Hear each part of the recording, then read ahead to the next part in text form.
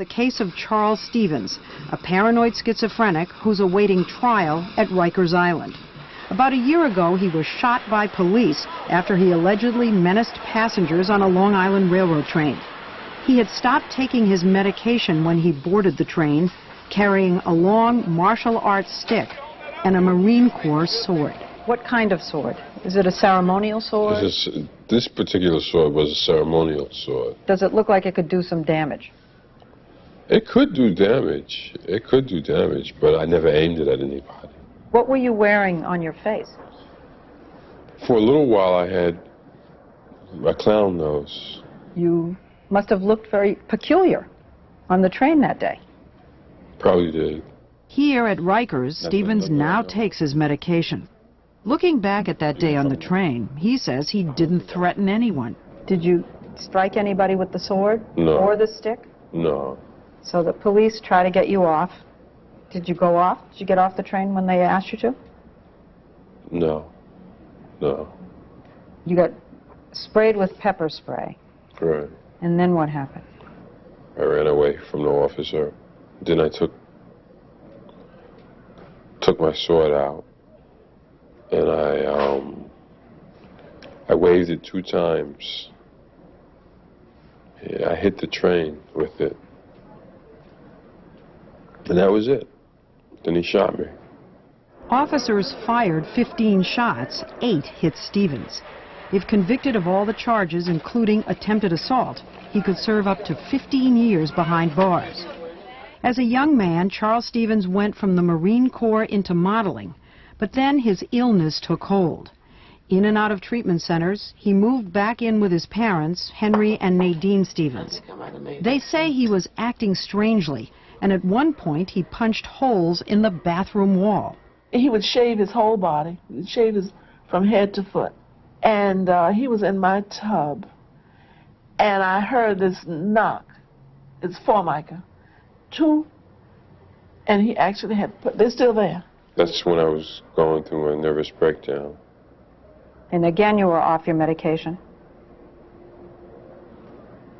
As is often the case, his parents had become Charles's primary caretakers, watching him deteriorate into incoherence and impulsiveness. People don't understand what the families go through. You know, and I'm almost unable to explain it. I'm in his world. We were just being a prisoner in our own home. You were never afraid of him? No, I was never. I slept all night. I was not afraid that he was going to come down and do what they do. And yet, I read in the paper that there was one time when you called the police. Oh, yes. I called the police one time. I called them more than once because I was desperate. I knew he needed help. I called. I said, there's a sick man here. He needs medication. He needs hospitalization. Please come, come.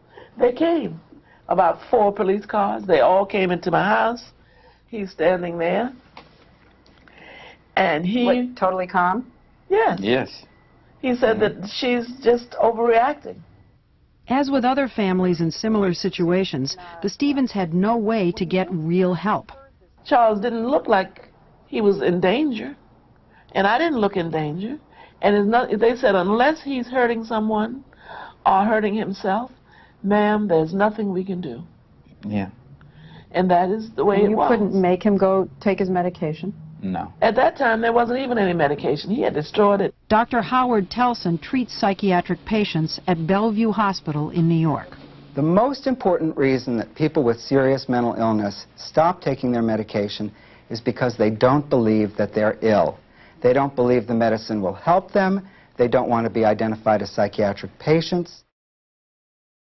Under the law, families and/or doctors can go to court to force a mentally ill person into treatment without committing them to a hospital or institution.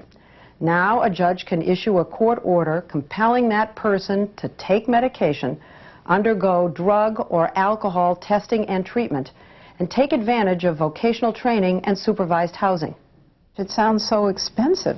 I mean, you're saying psychiatrists and medical people. It sounds like it costs a bundle. It does cost money, but it certainly costs much less to provide good community treatment than it does to keep somebody in a hospital for the same period of time. It does cost less? It's much less. But it still begs the question, how do you get people with mental illness who won't take their medication into treatment? One way is to force them, as they did with Jay Sachs, who's bipolar, which means he has extreme mood swings, very high highs, and very deep depressions. The doctors went and got a court order to force you to take your medication. That's correct. Because you weren't taking it. That's correct. Jay Sachs wants to be a writer or a comedian. I was there. He now lives in Maple House in Brooklyn, which serves some 30 formerly homeless adults with psychiatric disorders. He's free to travel as he pleases, but a psychiatrist, a case manager, and a visiting nurse all monitor and regulate his life. We got a new one! Under Kendra's law, if a patient refuses to take his medication, the police can pick him up and bring him to an emergency room. When his illness takes over, he has delusions of grandeur and hears voices. He lost control in the summer of 1997 when he went to Penn Station and became someone else. I was the surrogate president. I was sure that the Secret Service people were there to protect me. You know, the people who in the waiting room were Supreme Court justices and things like that. And he neglected his own care and basically was there for 4 days in a row, and really being a danger to himself.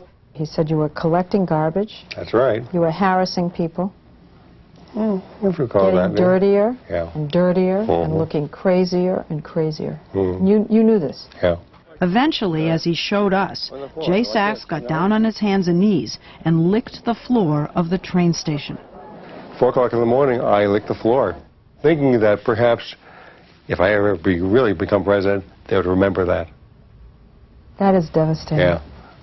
Before Kendra's law was passed, the state created a pilot program at Bellevue Hospital to see if forced outpatient treatment would work. And that's where Dr. Telson, the program's founder, took Jay Sachs the night he licked the floor of Penn Station. You need a doctor to tell you that you're ill and needs treatment.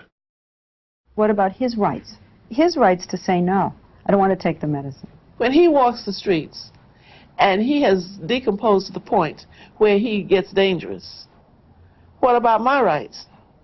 To be able to don't I have a right to stand on the subway platform and know that I'm not going to be pushed under the train? This is something. The mother of Charles Stevens saying that. I don't want him to hurt anybody. I want his condition taken care of. And it appears that Charles Stevens would agree. He, like his parents, supports Kendra's law. Even though this means that your parents can call someone and force you into treatment. That's fine with me. I mean, not accepting the treatment in the past is what has caused so many problems. Had I known, had I been able to see myself, it would have been a whole nother story.